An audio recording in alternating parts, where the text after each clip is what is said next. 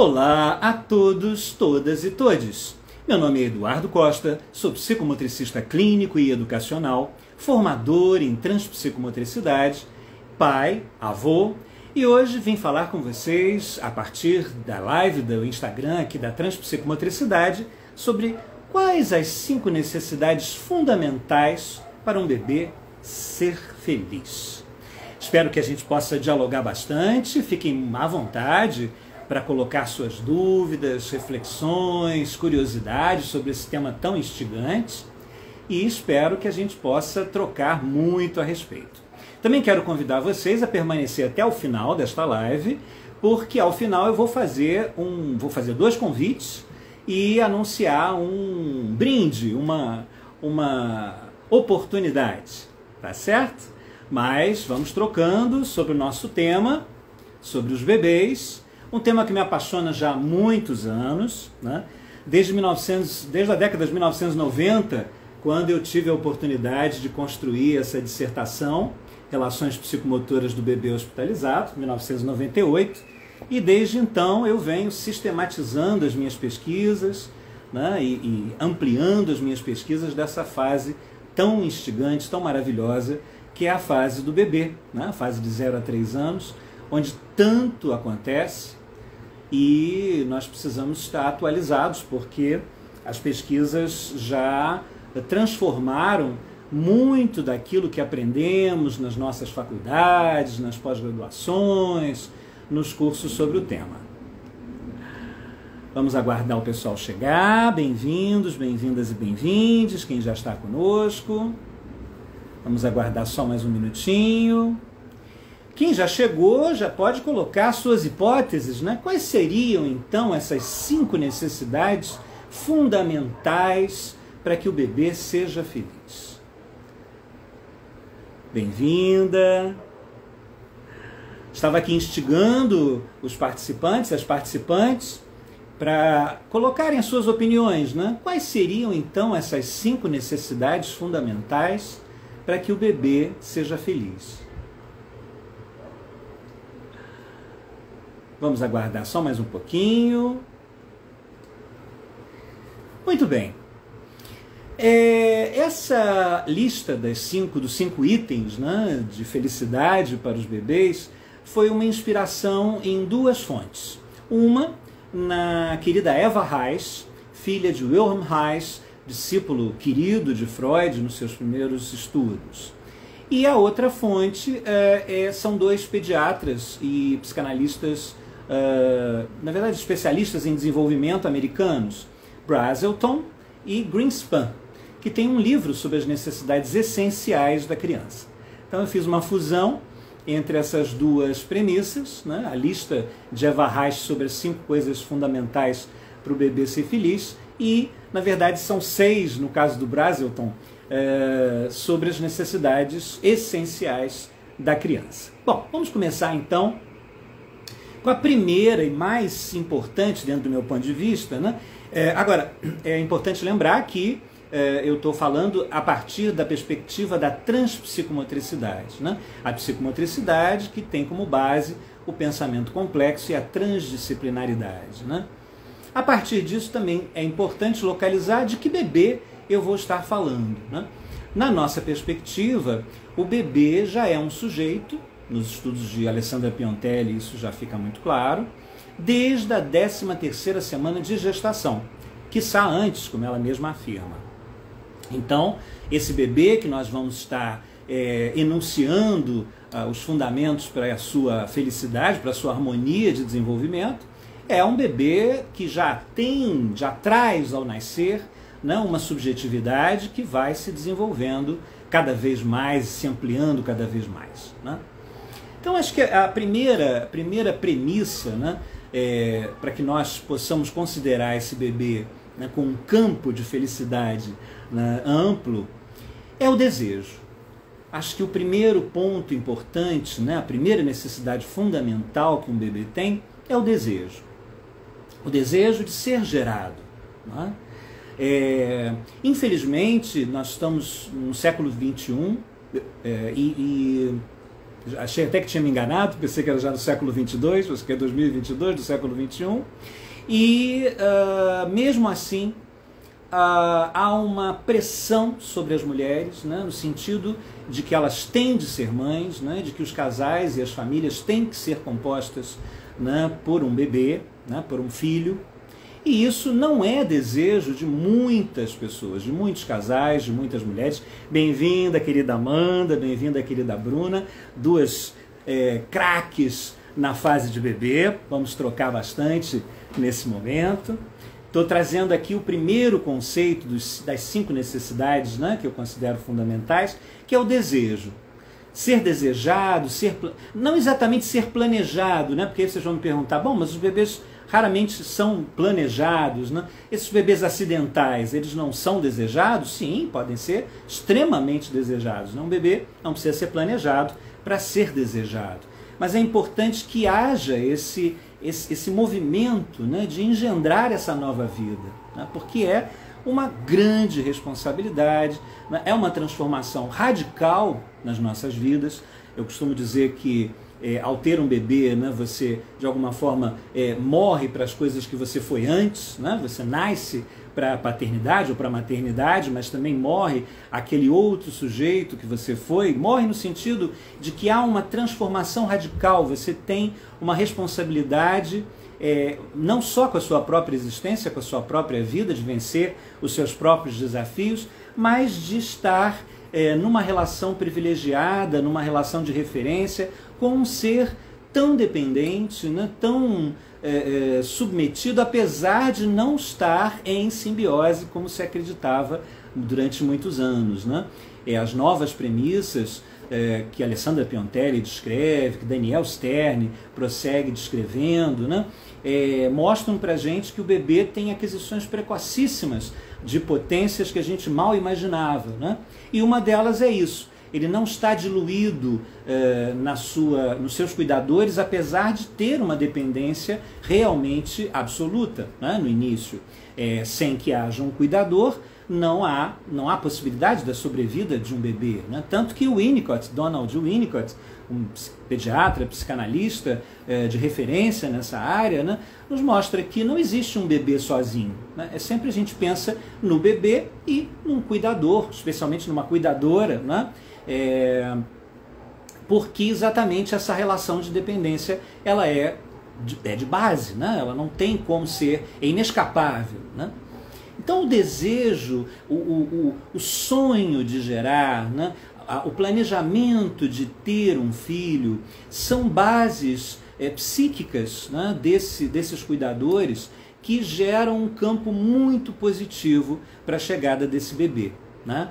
Quer dizer, um bebê que vem por conta de atender as demandas sociais ou para atender as demandas familiares, né, ele sem dúvida já chega num campo um pouco distorcido dentro do nosso ponto de vista, né, um campo de um certo conflito, né, que ele vai ter que lidar.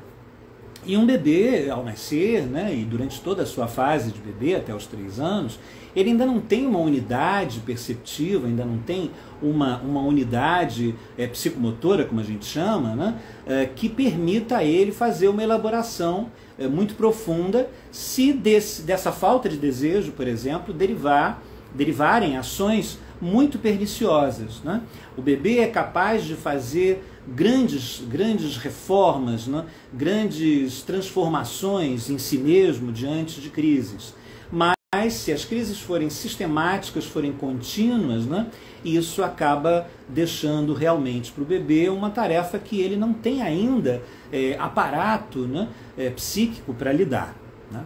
Então, um dos pontos fundamentais, quer dizer, a base então desta boa construção é esse desejo, né? É essa possibilidade de encontrar o momento certo para a chegada desse filho. Ou, se é por acidente, a possibilidade de se adaptar a essa chegada improvisada, imprevista, mas que traz então alegria, alento para esse desejo que já existia, né, nessa dupla ou nessa produção individual, enfim, nesse sujeito que está se comprometendo, né, a ser uma cuidadora ou um cuidador, né?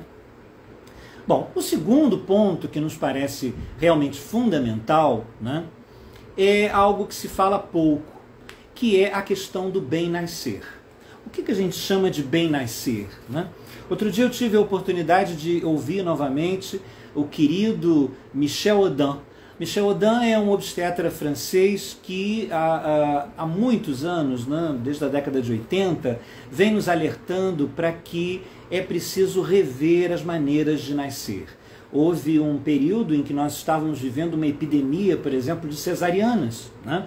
Cesarianas que são cirurgias, obviamente importantes para quando há uma intercorrência e é preciso então fazer uma retirada cirúrgica deste bebê de sua mãe, né, de sua gestante, mas raramente é necessária se tudo vai bem, né, se tudo corre bem.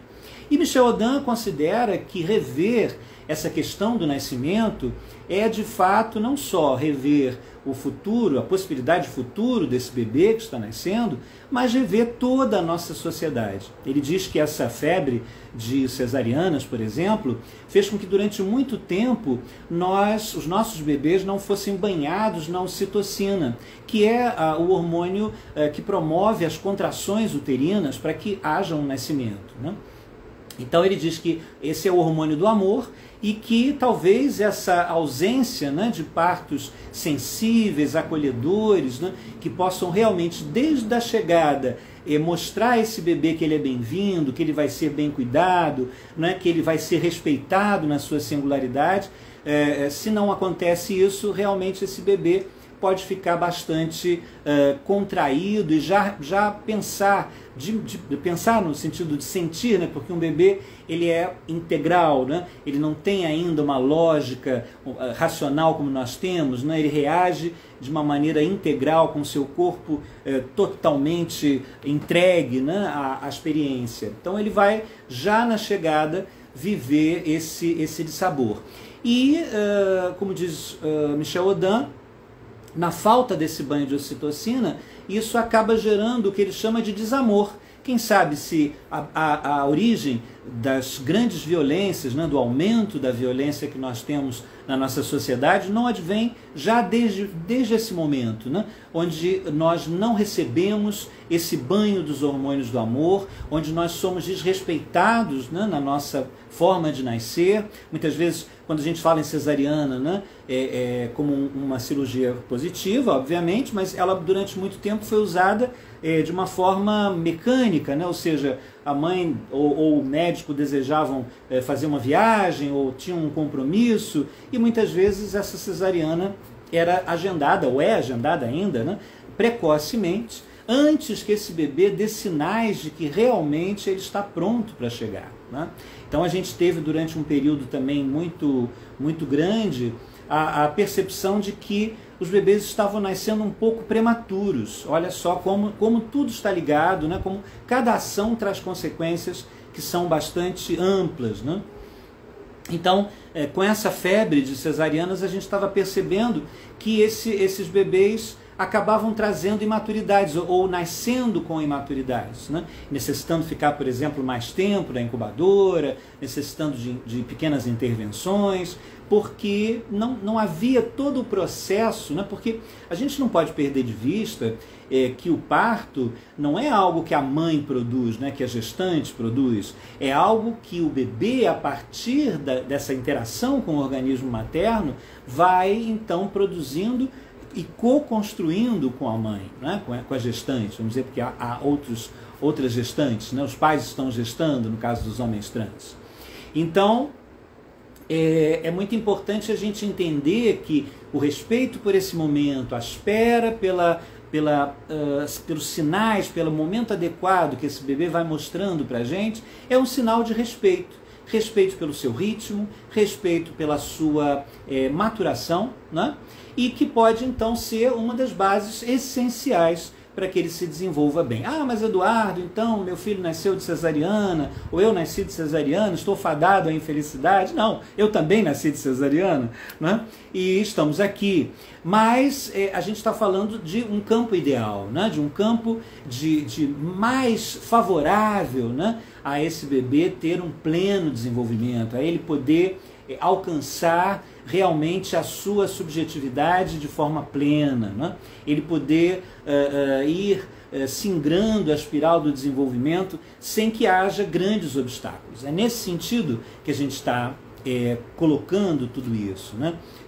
Como alertas no sentido da gente poder, como profissionais da educação, profissionais da saúde, perdão, como pais e futuros pais, possamos proteger a infância desde os seus primórdios, né? Possamos proteger esse bebê que vai ser o cidadão do futuro, que vai ser enfim, o comandante, né, dessa nave-mãe, que é a Terra, que é o nosso planeta, né, que são os nossos países, né, que vai lidar com o futuro, né? Então esse sujeito que vai estar aí quando nós já não estivermos mais, né, quanto melhor ele estiver, né, quanto mais construídas as suas necessidades, constituídas as suas necessidades, né, construídas as suas potências, mais ele vai ter capacidade de enfrentar os desafios que, na verdade, vão continuar sendo múltiplos, né, já que, infelizmente, a nossa sociedade não se volta para uma transformação fundamental, tá? Não, a gente não tem aí uma consciência ecológica que nos garanta, né, que haverá planeta para esses bebês. Mas, enfim, eles vão estar, de alguma forma, se a gente oferece para eles essas bases adequadas, né, eles vão estar mais aptos a enfrentar esses novos desafios que nem nós sabemos, né? Bom, o terceiro ponto que me parece fundamental, e que é um desdobramento, né, na verdade, dos outros dois, é a questão do acolhimento, né? Do contato e do acolhimento. A possibilidade de desejar um bebê, né, faz com que a gente faça escolhas onde a chegada dele seja relevante, seja bem cuidada, para que ele não seja agredido, né? E, consecutivamente, né, a partir dessa chegada, nada mais natural, né, nessa sequência do que acolhê-lo, né? Acolher um bebê não significa apenas atender às suas necessidades fisiológicas, né? Banhá-lo, alimentá-lo, protegê-lo das intempéries, isso é parte fundamental. Mas apenas esse lugar, né, não provê a esse bebê o que ele precisa para ir construindo a sua intersubjetividade, né? Construindo a sua autorregulação. É um conceito muito interessante que o Daniel Stern traz, né? Que a autorregulação do bebê ela se dá na relação com o outro. Quer dizer, o outro promove essa autorregulação. É o bebê que se autorregula, mas é na relação com o outro que está na presença, na referência, na possibilidade da espera, na possibilidade da captação, né, das potências e das fragilidades desse sujeito, né? Então, uma coisa que às vezes chega muito como pergunta, né? Ah, meu bebê vai ficar mimado se todas as vezes que ele chora eu o pego no colo? Meu bebê vai ficar mimado se eu faço ele dormir andando com ele no meu colo? Enfim, há muitas preocupações. Meu bebê vai ficar viciado se ele tiver a possibilidade... Boa noite, querida. Se ele tiver a oportunidade de colocar a mão na boca ou usar uma chupeta, né? São coisas recorrentes, né, nas consultas, nos momentos de palestra, né? E é muito importante a gente entender que cada bebê, né, é um ser singular e único, que já dentro do útero vinha vivendo experiências, né, construindo então as suas bases, as bases da sua própria singularidade, né, e na relação com esse outro ou com esses outros, né, que vão estar ali como referência para ele, ele vai então ampliar ainda mais essa possibilidade de encontro e de autorregulação, como eu disse, e de desenvolvimento das suas competências, né? Mas as qualidades desse outro realmente são muito, muito importantes. Quer dizer, esse outro, como eu disse, não deve se encarregar apenas das questões objetivas desse bebê, né? Das funções que estão ali para serem cuidadas. Ele deve considerar que esse bebê já é um sujeito, né? Por isso é tão importante a relação. Às vezes a gente olha, né, os cuidadores conversando com o bebê, colocando palavras na relação, e bom, mas o bebê não está entendendo. Sim, mas o bebê, apesar de não entender exatamente o conteúdo daquelas palavras, entende o que François Doutor chama de manhês, né? Que Stern também dá muito valor, né? Que é um envelope de palavras, né? Então o bebê não vai muitas vezes reconhecer aquele vocábulo, né? Não vai entender o sentido daquele vocábulo, mas ele vai entender o tom, o tônus da sua voz, né? Daniel Stern ele coloca um exemplo muito interessante numa palestra de alguns anos atrás, há bastante tempo, porque ele já faleceu em 2012, uma grande perda. Ele dá o exemplo de uma cuidadora, de uma mãe, né, na relação com seu filho, já mais crescidinho, já com uns 9 meses, 10 meses, e ela está, então, mostrando a ele um caminhão preto, né? E ao falar desse caminhão, ela não diz simplesmente, esse aqui é um caminhão preto. Ela diz, olha, é o caminhão. E aí o bebê fica instigado, porque ela traz, como diz Stern, essa magia na sua fala, né? É exatamente o manhês, né? Mais adiante, quando ele já captou essa perspectiva do é um caminhão, ela vai trazer, é um caminhão preto. Ela não vai simplesmente dar uma informação com suas palavras, ela vai estar acrescentando esse tônus, esse colorido, né? Essa possibilidade de trazer a magia, né? E é a captação dessa magia, desse tônus, dessa forma instigante que o cuidador está trazendo, que captura o bebê no bom sentido, né? Que traz para ele a vontade de repetir caminhão, de repetir preto, mesmo sem saber o significado de preto e de caminhão, sabendo que está ali aquele objeto na frente, mas ele não sabe ainda cores, ele ainda não sabe nomes de transportes, mas aquela maneira com que o cuidador traz as suas palavras, né? Conversa com ele, dá sentido às suas ações, né? Porque muitas vezes o que um cuidador faz, né? Um bebê, ele não é um saco de reflexos, como se pensava há alguns anos atrás, né? Ele é muito mais do que isso, como eu disse, ele já nasce um sujeito. Mas ele tem reflexos, se ele ouve um barulho muito alto, por exemplo, ele entra em moro, ele expande, contrai, né? Não é algo que ele faça voluntariamente, é involuntário. Mas o cuidador, né, que não conhece essas estruturas, que não conhece essas questões mais específicas, vai dar sentido aqui. Ai, que susto que ele levou! Ai, como é que ele faz? Olha só, ele abre os bracinhos quando ele se assusta, como se fosse alguma coisa singular, né? Como se fosse alguma coisa única. E enquanto esse cuidador e esse bebê estão nessa relação mágica, né?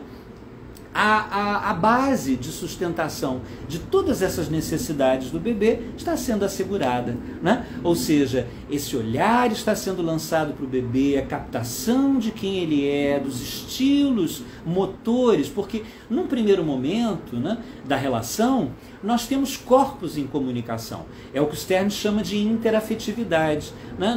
As palavras têm essa capacidade de promover a magia, mas ainda não são a prioridade desse bebê.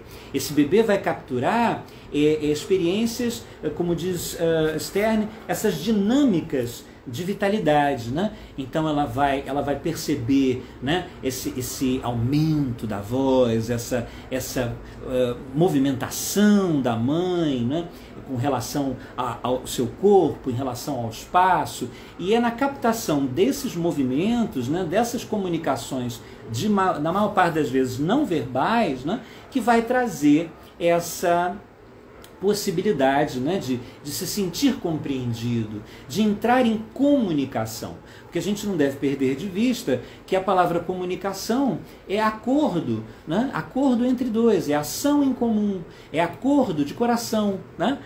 De coração para coração. Né? E por isso é que é tão difícil a gente se comunicar, né? É tão delicado o que eu falo, o que o outro compreende, Da mesma forma, o bebê, exatamente porque ele não adianta você fazer um discurso racional explicando os motivos pelos quais você não vai fazer isso ou aquilo. Ele vai ler e entender no seu corpo e na relação que ele estabelece com você quais são as possibilidades ou limites que ele vai estar vivendo naquele momento, né?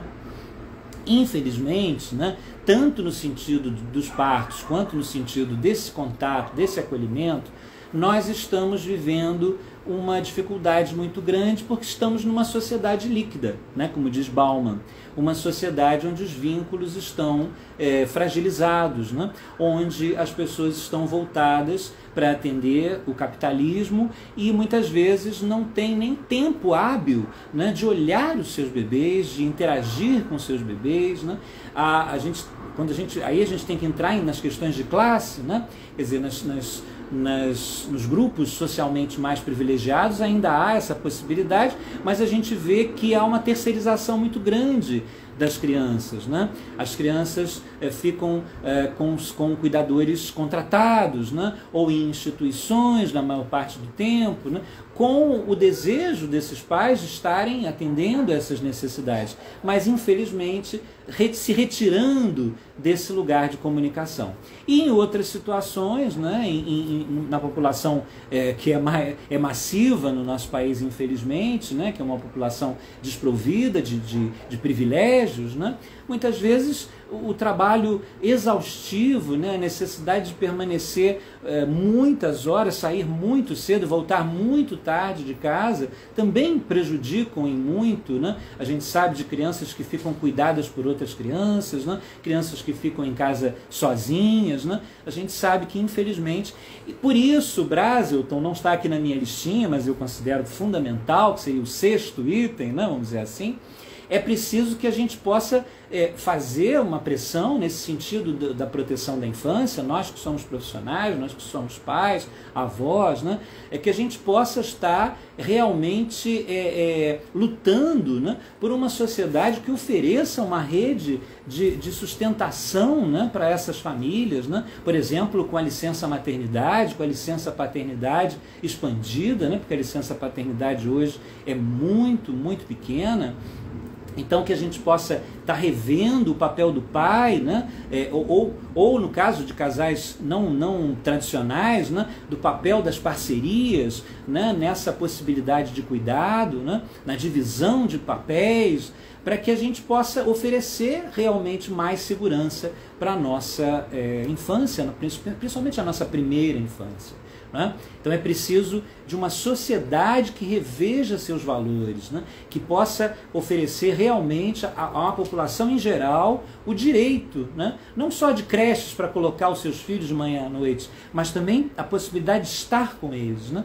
De conviver com eles, de oferecer as suas subjetividades como base realmente daquela subjetividade que está em evolução, né? Então o acolhimento e o cuidado são a terceira das bases fundamentais, das necessidades fundamentais desse bebê para um desenvolvimento pleno, né? Dizemos isso porque essas bases são importantes para todos os aspectos do desenvolvimento. Vocês vão dizer, mas os aspectos cognitivos, os aspectos motores, os aspectos afetivos, sim, todos eles estão se desenvolvendo simultaneamente. E tem como alimento principal essa intersubjetividade, essa interafetividade com os cuidadores, com o campo, né, com o ambiente, como dizia Winnicott. Esse bom ambiente, esse ambiente suficientemente bom, ele vai trazer então esse anteparo, né, essa base sólida a partir da qual esse bebê vai erigir a sua própria constituição como sujeito. E aí eu vou para o quarto desses itens, né, dessas necessidades, que vai parecer um pouco estranho, né, mas Stern coloca isso de uma maneira muito linda, né, muito interessante. Quando a gente fala do cuidado, né, pode ficar parecendo que nós estamos hiperestimando ou demandando dessas famílias, né, a perfeição. Nós temos isso conosco, né? O ser humano está sempre nessa saga, nessa busca da perfeição. Se eu vou fazer uma live, ela tem que ser perfeita. Se eu vou fazer um artigo, ela tem que ser perfeita. Se eu vou criar um filho, ele tem que ser perfeito, né? Eu vou buscando essa... Mas só que a gente sabe, né, que isso é uma falácia, que nada é perfeito. Sempre alguma coisa aparece como um contratempo, como um contraponto, e é maravilhoso que assim seja, né? Segundo Stern, Daniel Stern, que não é o ator que fez o Esqueceram de Mim, é o psicanalista e Daniel Stern, né? Ele coloca lindamente que é exatamente nos pequenos erros, nas pequenas lacunas, né, que esse cuidador vai deixando, que há uma grande oportunidade de fortalecer esses laços, de ampliar e reconhecer verdadeiramente quem é esse bebê e suas necessidades. Não é porque quando tudo está caminhando, quando não há lacunas, quando há uma continuidade, né, tudo bem, mas quando há uma questão, quando ficou um pequeno vazio, quando houve um equívoco, né, desse cuidador, ele vai se voltar mais ainda para observar esse bebê, para compreender os sinais que ele está emitindo, né, para ler o seu corpo, ler a sua intersubjetividade, de maneira que, num próximo momento, ele possa vir a acertar. Isso vale para todos, né, para todos nós que trabalhamos com crianças, trabalhamos com bebês, né? E também os que trabalhamos com adultos, né? Porque nós temos o nosso infantil em cada um de nós, as nossas imaturidades, né? Então, muitas vezes, é nesse vazio, nesse pequeno vazio, né, que surge uma oportunidade de revisão, né, de revisão de estratégias, de revisão de valores, né? É o que o Winnicott nos trouxe quando ele traz o conceito, né, quando ele forja o conceito de pai suficientemente presente. Na verdade não foi ele, já foi os pós-winnicottianos, mas ele formula o de mãe suficientemente boa. Em nenhum momento ele diz que uma mãe, uma referência materna, deve ser perfeita. Ela deve ser suficientemente boa, porque exatamente são esses vazios, né? São essas impossibilidades de perfeição que nós temos que vão construir essa relação de autenticidade, né? E também a percepção desse bebê, né, pouco a pouco, claro, que ele só vai suportar isso já com quase 3 anos, né, de uma maneira mais plena, suportar os vazios, suportar as grandes frustrações, mas de uma maneira pequena ainda, nessas lacunas, nessas pequenos vazios, né, da relação, ele vai aprendendo também sobre as impossibilidades da vida, né? Os reveses da vida, aquilo que ele vai ter que enfrentar ao longo da vida inteira. É claro que ele ainda está preso numa fantasia de completude, numa fantasia de onipotência, que é fundamental que a gente não quebre nessa fase, para que ele possa se fortalecer e mais adiante conseguir suportar os reveses realmente, né?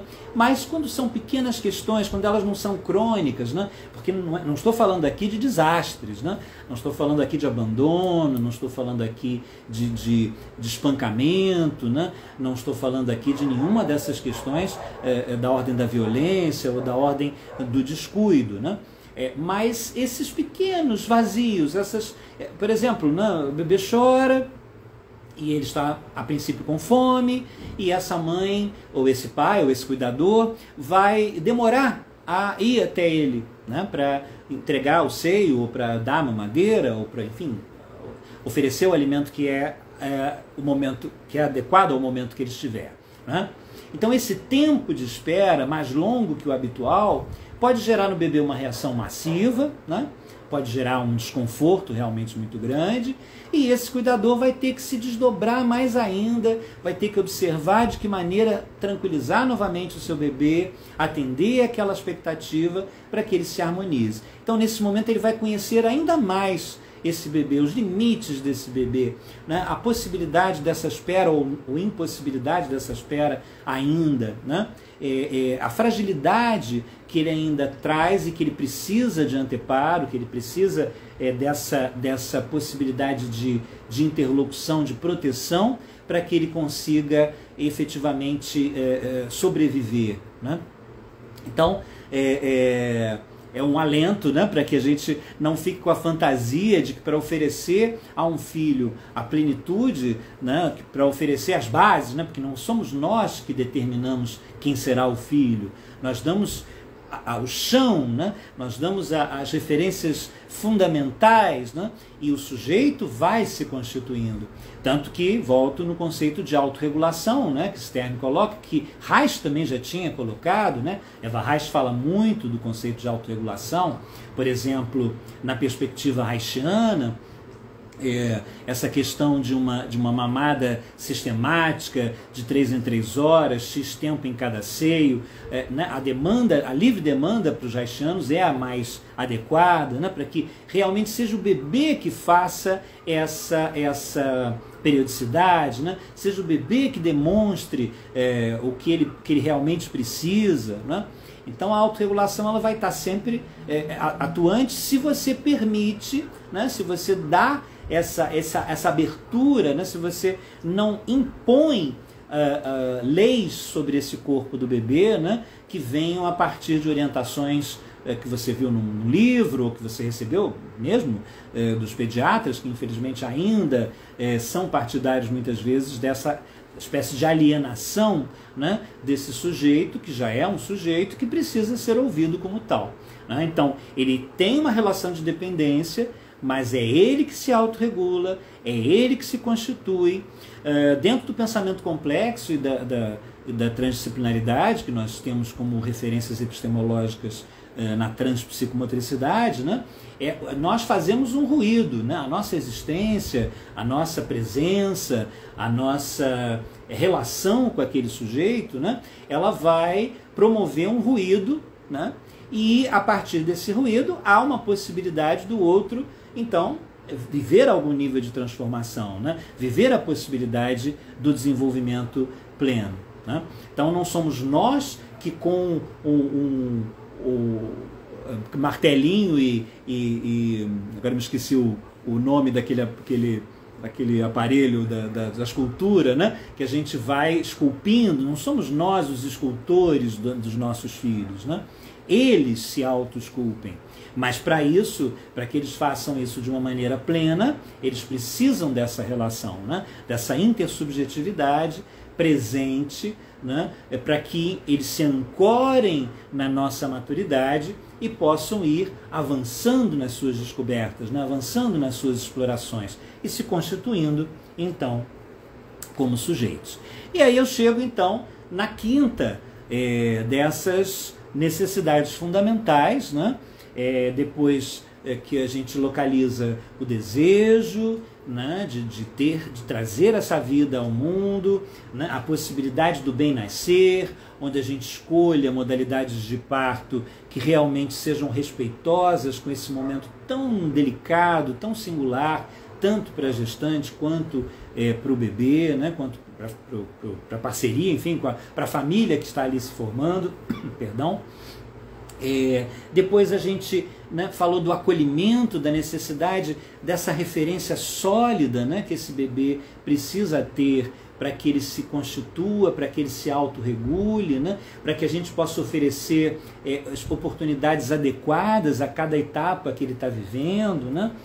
Depois ressaltei a importância do erro, né, porque a gente pode ficar com essa ilusão de que precisamos ser perfeitos, né, precisamos ser super-humanos, né, para poder oferecer essas bases adequadas, e de fato a partir de, muitas vezes, não é só obviamente, mas muitas vezes desses pequenos erros, dessas pequenas lacunas, né, que a gente vai fortalecer e ampliar a compreensão e a relação com esse nosso bebê. E por último, a questão da liberdade, né? A gente, infelizmente, estamos num momento social e cultural onde o adestramento está na moda, né? Onde muitas linhas estão se voltando, né? Estão se tornando partidárias dessas regulações estritas de determinados comportamentos ou estimulações específicas, né, de potências nesse bebê desde muito cedo, né? E o que a gente percebe, né, é que isso normalmente acaba saindo pela culatra, né? Acaba trazendo muito mais malefícios, né? No caso desse bebê, que precisa dessa liberdade para mostrar quem ele é, né? Para mostrar o seu próprio ritmo, para mostrar o que ele precisa para crescer, né? Então, se a gente vai cerceando esse sujeito, vai determinando o tempo todo o que ele pode ou não pode fazer, né? Determinando o tempo todo a sua relação com o externo, com o ambiente, né? Regulando a partir de fora esse sujeito, né? Ele vai se perdendo dele mesmo, ele vai se distanciando, se desconectando das suas necessidades fundamentais. Hoje nós vemos, né, e aí já não é uma resposta atual, isso já vem acontecendo infelizmente há muito tempo, né, e nós encontramos, por exemplo, jovens adultos chegando em terapia sem nem a percepção do que desejam para as suas vidas, do que desejam para os seus futuros, do que desejam em relação à expressão das suas sexualidades, né? Muitas vezes esse embotamento ele vai aparecer mais claramente lá adiante, né? Onde a gente realmente vive desafios mais intensos, né? E acaba sem esse substrato, né? Sem essas referências para poder lidar com as adversidades, com as questões, né, inerentes ao crescimento, à vida adulta, né, à vida depois do idoso, né? Isso é muito importante, quer dizer, quando a gente fala de bebês, nós estamos falando, a gente fala das bases, né, fundamentais para esse bebê se desenvolver plenamente, nós estamos falando de qualidade de vida. E se estamos falando de qualidade de vida, estamos falando de qualidade deste bebê, mas também do jovem, da criança, do jovem, do adulto e do idoso, né, que ele se tornará, na melhor das hipóteses, né? Isso tudo é uma preparação não só para o cotidiano dessa fase do bebê, mas para toda a vida do sujeito. Isso é uma perspectiva interessante que também volto ao Daniel Stern, que é um autor que realmente eu amo, né? E ele nos fala uma coisa muito interessante sobre a perspectiva que nós tínhamos das tabelas de desenvolvimento, né? Nós levávamos as tabelas de desenvolvimento de uma maneira muito estrita, né? Ou seja, a tabela dizia que aos 8 meses a criança tem essa potência, tem aquela outra e tal, e que a cada mudança de fase, né, aquelas fases anteriores iam morrendo, dando lugar a outras, né? Para Daniel Stern isso não acontece, né? Ele diz que nós temos a emergência do que ele chama de sensos de eu, que vão acontecendo desde o nascimento, mas aquele ponto, aquela abertura, cada senso de eu vai se desenvolver a partir dali até o momento da nossa morte. Então as relações intersubjetivas, as bases que a gente vive são fundamentais, mas é claro que é por isso que o sujeito é maleável, né? Por isso que a gente pode acreditar nos processos terapêuticos, né? Nós podemos mudar, nós podemos transformar as nossas realidades a partir da consciência, né? Mas quanto melhor, né, essas bases existirem, quanto mais sólidas elas forem, mais fácil será a gente lidar com essas desconstruções e reconstruções inerentes à vida. Quando a gente fala de liberdade, né, também muitas pessoas têm estudado Amy Pickler. Amy Pickler sempre foi Sterbick e Amy Pickler, né? São dois nomes que vêm soando, né, nas falas dos estudiosos da fase de bebê, né? E elas falam da liberdade, né? Dessa possibilidade do bebê ser referido, né? Ter uma referência no adulto, mas esse adulto não ser invasivo. Por exemplo, uma coisa que a gente faz, né? Que muitas vezes as famílias fazem, que é bastante pernicioso para a criança, apesar de não ser a intenção, né, é, por exemplo, ficar fazendo treino de marcha, né, pegar a criança, né, fazer com que ela segure a sua mão e, antes que ela demonstre segurança na marcha, fazer aquele estímulo da marcha, né? Então isso acaba sendo negativo, porque acaba gerando tensões no corpo do bebê, né, e essas tensões vão prejudicar a marcha espontânea. Né? Então, outra coisa é os andadores, né? Aquele absurdo, né? Que é você colocar a criança num aparato onde ela simplesmente não precisa da maturação do corpo dela para fazer algo que ela naturalmente precisaria. Então isso acaba gerando também uma série de malefícios. Nós da psicomotricidade desaconselhamos radicalmente, né, os andadores de qualquer tipo, né? Eu sei que é muito bonitinho, né, que a criança fica com os pés, né, em bailarina para fazer, porque ele se estira todo, né, porque ele não tem ainda maturidade para estar ali, né? E é legal ele fazer deslocamentos, mas é muitas vezes uma violência que a gente está impetrando por desconhecimento, né? Por ignorância. Então é preciso conhecer, né, reconhecer e conhecer, né, que essas bases vão estar bem trabalhadas se o bebê é deixado livre. Uma coisa, por exemplo, que nós temos muito preconceito em vários lugares, né, é deixar o bebê no chão. Claro que você pode colocar, né, um lençol, pode colocar um aparato para que ele não fique diretamente no chão, se o chão pode não estar tão limpo, enfim. Mas o contato com o chão, a possibilidade da liberdade de mover o corpo nessa superfície sólida, né, vai gerar uma série de ganhos fundamentais, né? Outra coisa é a gente às vezes fica lamentando não ter fortunas para pagar brinquedos caríssimos, né? Mas os bebês não precisam de brinquedos caríssimos, né? Eles precisam de coisas que eles possam colocar algo dentro, que eles possam ouvir sons diferentes, né? Eles possam explorar. É tão interessante, né? A gente vive vendo nas postagens, né? Aqui no Instagram, por exemplo, aquelas piadas, né? Gastei dinheiro com meu filho e tal, e ele gostou, foi da caixa, né? Ele não foi brincar com o recheio, ele foi brincar com a caixa.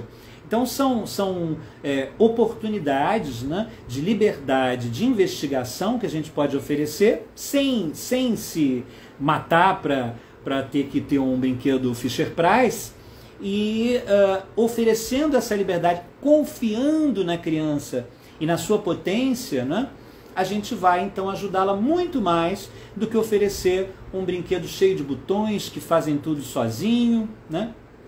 Que faz tudo sozinho, que brinca sozinho diante da criança, né?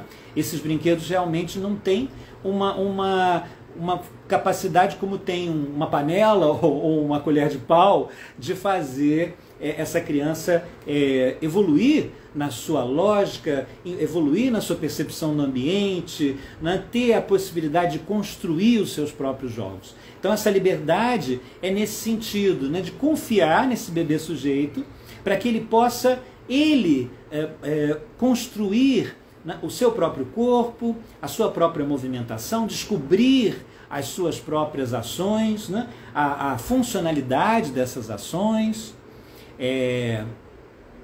Também a questão da autorregulação, no sentido, né, de mostrar para a gente o que realmente ele está precisando naquele momento ou naquele outro da sua vida, né? Porque se eu fico determinando o caminho do outro, né? Se eu fico determinando, né? Por exemplo, na psicomotricidade nós temos, muitas vezes a gente assiste aqui no Instagram também, uma confusão muito grande, né, entre as práticas psicomotoras e as práticas que trabalham com circuitos, com atividades motoras, que são muito importantes, eu não estou aqui discutindo. Mas em psicomotricidade, o que nós priorizamos é a intersubjetividade, né? É o jogo e o brincar, como o Winnicott nos conta, nos revela, né? Brincar vindo na sua origem etimológica do latim, significando vínculo, né? Então é nos vínculos que a gente vai trabalhar em psicomotricidade. E é a partir desses vínculos que esse bebê vai, sem dúvida, estabelecer uma ponte segura com o ambiente e se desenvolver sem grandes obstáculos. A gente não vai nunca poder ter uma vida sem problemas, né? Sem reveses, sem questões, né? Mas é possível antever, né, na bola de cristal, que esse bebê, com uma vinculação adequada, né, com apego adequado, com o desejo desse ambiente, com respeito pelas suas capacidades, pelas suas potências, vai então com certeza poder singrar aí uma relação com o mundo e uma constituição de si muito mais segura, muito mais potente e muito mais fortalecida até para enfrentar essas questões que acontecerem, né, que inevitavelmente irão acontecer no seu caminhar. Bom, meus amores, então nós temos outras listas, eu queria também ler a lista original da Eva Reich, né? Ela ainda sintetiza de uma forma um pouco mais concreta. Ela diz: o bebê precisa de calor, de contato, de seio, de leite e de toques amorosos, né? Mas de alguma forma acredito que tenha trazido esses 5 itens dentro dos 5 que nós colocamos, né? O desejo, né?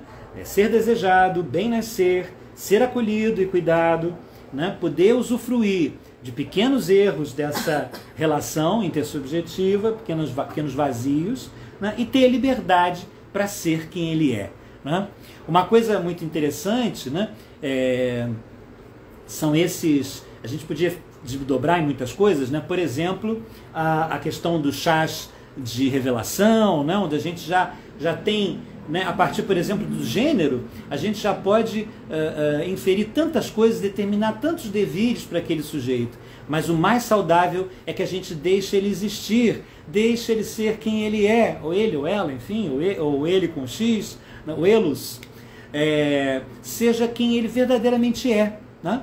E para isso a gente precisa deixar um campo de liberdade, né? A gente precisa autorizar essa criança, né? E aí eu já posso expandir, não só do bebê, mas da criança pequena e da criança em geral, né? A gente pode oferecer a ela esse espaço para que ela possa se tornar cada vez ela mesma. É exatamente isso que nós buscamos na prática da transpsicomotricidade, tanto educacional, né, nas escolas, creches, ambientes onde estejam, né, bebês, crianças, adolescentes, né, também adultos e idosos, porque a perspectiva educacional toca todo mundo, né, casais grávidos, quanto na clínica, quando já existe um sintoma e a gente vai buscar ajudar esse sujeito, sua família, né, no resgate de si mesmo. Então, na prática da transpsicomotricidade educacional, a gente busca fazer isso com o máximo de respeito e baseados epistemologicamente no pensamento complexo e na transdisciplinaridade. Como nós estamos então já no finalzinho, né, eu vou trazer os meus convites, que eu mencionei lá no início, né? São 2 convites. Um convite para quem mora no Rio de Janeiro e um convite para quem estiver em qualquer lugar do planeta, né? O convite para quem está no Rio de Janeiro, quem é residente do Rio de Janeiro ou mora próximo, né, aqui do Rio, que possa vir uma vez por mês ao Rio, é para a nossa pós-graduação e formação em transpsicomotricidade educacional, né? Por que eu estou fazendo esse convite? Porque essas bases que eu mencionei para vocês, né, são trabalhadas de maneira exaustiva na nossa formação, porque elas condicionam a possibilidade de acompanhar as crianças, suas famílias, os educadores, por exemplo, nas escolas onde atuamos, né? Então, venha se preparar, venha ser um psicomotricista educacional com a pós-graduação e formação em transpsicomotricidade, né, que está para começar agora, no mês que vem, né? Então, estão todos que moram no Rio, moram próximos ou podem se deslocar. As aulas serão sexta, sábado e domingo, uma vez por mês. Na sexta-feira online, para que a gente possa aproveitar os professores que moram em outros estados e outros países, que virão poucas vezes ao Rio. E no sábado e domingo, totalmente presencial, né? É uma pós-graduação que respeita as bases éticas, né, o tripé ético do psicomotricista, né, a formação teórica, a formação pessoal e o estágio, né, onde o futuro profissional pode então se abastecer e se constituir de uma maneira sólida. Nós também, a partir do ano que vem, dos próximos anos, vamos resgatar as nossas cidades, né? Nossas outras cidades que temos trabalhado ao longo desses 22 anos de existência da transpsicomotricidade. São Paulo, Belo Horizonte, Goiânia, Fortaleza, além do Rio. Mas esse ano, só no Rio, abriremos a pós-graduação e formação em transpsicomotricidade. Pós-graduação e formação por quê, Eduardo? Porque nós vamos dar uma dupla certificação. A pós-graduação, né, que tem uma possibilidade de você fazer pontos curriculares, né, em concursos, etc., né, que te dá um retorno nesse sentido curricular mais forte, e a formação, que a gente não quer perder, porque é o nosso mote até o ano passado, era só formação, que é exatamente esse mergulho profundo do futuro profissional. Por isso, 24 meses. Alguns estranham esse período, mas a gente acredita que é preciso um tempo entre cada encontro para que haja uma maturação. Por isso que a gente não junta tudo e transforma num ano, né?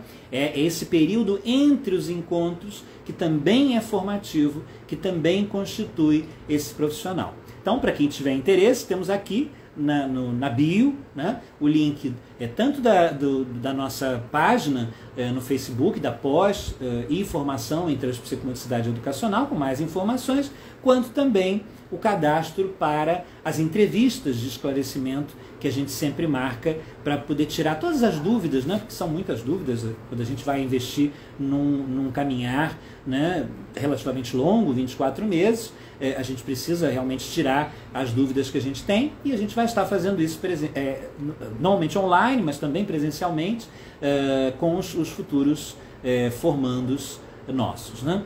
E para quem estiver assistindo essa live e fizer o seu cadastro até a meia-noite de hoje, né, vai receber 50% de desconto na matrícula. A matrícula de R$200 vai cair para R$100. Então, fica o meu convite para pós-graduação e formação em transpsicomotricidade educacional, e para quem assistiu essa live e fizer a inscrição até o final desse dia, até meia-noite do dia de hoje, vai receber 50% de desconto na matrícula. E o meu outro convite, que é para todos, todas e todos, morando em qualquer parte do planeta que tenha uma internet, que tenha acesso à internet, é o Grupo de Estudos Bebê Turma 2. Esse ano nós resgatamos um projeto que a gente tem muita alegria e muito prazer de desenvolver já há bastante tempo, mas estava um tempo parado, que é o Grupo de Estudos Bebê, onde a gente aprofunda todos esses aspectos que a gente trabalhou hoje com vocês, né? Esses 5 aspectos são desdobrados em muitos textos, né, de autores de referência, autores que infelizmente não são tão conhecidos, mas que são extremamente relevantes desde a década de 1980 para a nossa percepção de quem é o bebê e o que ele necessita, né? Então são textos que não são o que você está acostumado a ver, né? Não são textos que você acha facilmente na internet, né? Fora a minha experiência de 35 anos de atuação a serviço do grupo, né? Tirando dúvidas e dialogando.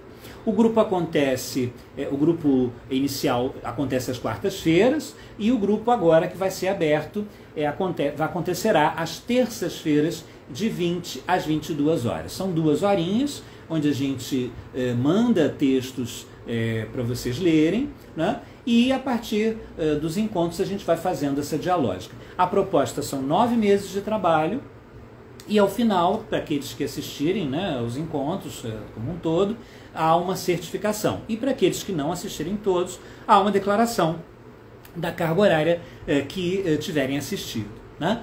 Então, também aqui na bio vocês encontram o link de cadastro, né, para vocês se inscreverem.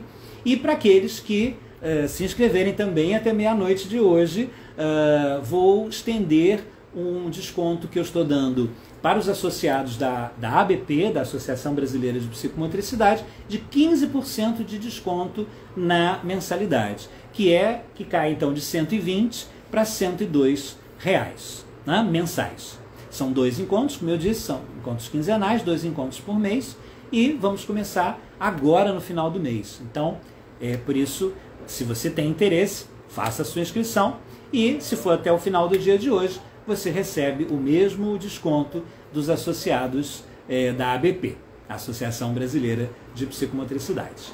Tá certo? Bom, estamos então encerrando o nosso encontro de hoje, né? Nós estaremos à disposição, vocês podem mandar para nós mensagens, buscando nos dizer que temas vocês gostariam de ouvir aqui nas nossas lives, né? Ou ainda sobre esse tema, questões que vocês queiram discutir. que nós teremos muito prazer em conversar. E para aqueles que quiserem se juntar a nós na pós-graduação ou no Grupo BB, ou em ambos, né? Sejam muito bem-vindos, bem-vindos e bem-vindas. Tá certo? Bom, ficamos por aqui então. Eu espero que tenha sido útil, que tenha sido interessante para vocês essas reflexões e em breve estaremos falando um pouquinho mais sobre algum dos temas ligados à nossa área. Tá certo? Uma ótima semana para todos e até breve.